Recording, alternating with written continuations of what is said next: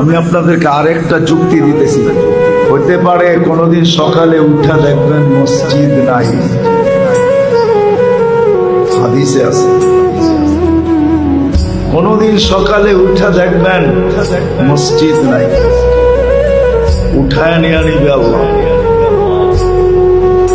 দুনিয়া যখন ধ্বংস করবে এর আগে আল্লাহ মসজিদ উঠায় নিয়ে যাবে। উঠায় সকালে উঠা দেখবে মসজিদ নাই, উঠায় নিয়ে গেছে। কেন এটা যতদিন থাকবে এটা একটা আধ্যাত্মিক পরিবেশ, এটাও জমিনের ফাউন্ডেশন।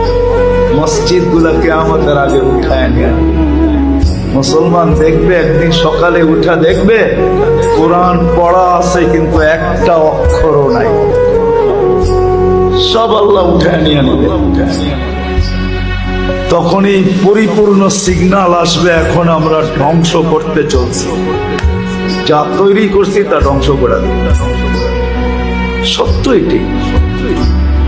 কিন্তু আমরা যদি এর সাথে অগাধ মহব্বত রাখি, ভালোবাসা রাখি, একে আবাদ করি, আসা যাওয়া